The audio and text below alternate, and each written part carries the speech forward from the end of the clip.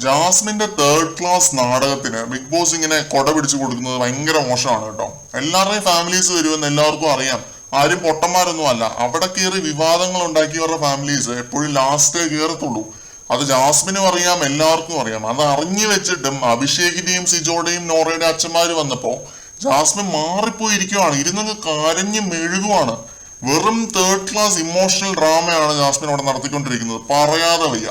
ഇന്ന് വന്നില്ലെങ്കിലും നാളെ വരുമെന്ന് അറിയാൻ മേലാഞ്ഞിട്ടൊന്നും അല്ല ഈ ഡ്രാമ ഇറക്കുന്നത്. പ്രേക്ഷകരുടെ മനസ്സലിയിപ്പിക്കണം, സിമ്പതി വോട്ട് പിടിക്കണം, സെന്റി ട്രാക്ക് ഇറക്കണം, ഫാമിലിയെ മിസ് ചെയ്യുന്നുവെന്ന് കാണിക്കണം. ഒരു മിസ്സിങ്ങും ജാസ്മിൻ ഇല്ല. അത് ഞാൻ തറപ്പിച്ച് പറയാം.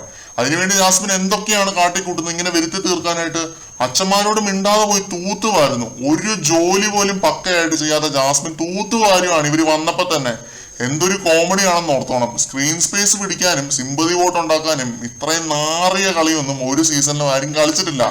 അഭിഷേകിന്റെ അനിയത്തി വന്നിട്ട് ഇതേ അവസ്ഥ തന്നെ, ഒന്നും മിണ്ടുന്നില്ല, വഴിമാറി നടക്കുവാണ്. എന്തൊരു നാടകമാണ് ജാസ്മിൻ. വെറുത്തു പോയി കേട്ടോ. അതും അഭിനയിച്ച് അങ്ങോട്ട് തകർക്കുവാണ്. ഇന്ന് മലയാളത്തിലുള്ള മുൻനിര നായികമാരെയൊക്കെ കടത്തി വെട്ടുന്ന രീതിയിലുള്ള പെർഫോമൻസ് എടുത്തു പറയണം. റസ്മിന്റെ പെർഫോമൻസ് അത് വലിയ സ്ക്രീൻ സ്പേസ് ഒന്നും കിട്ടിയില്ല, പക്ഷെ അതും എടുത്തു പറയേണ്ട ഒരു ഐറ്റം തന്നെയാണ്. ശ്രീധുവിന്റെ പാവപ്പെട്ടിയെ പിടിച്ച് എട്ടിപ്പിടിച്ചിരിക്കുന്നു, വിഷമിച്ചിരിക്കുന്നു.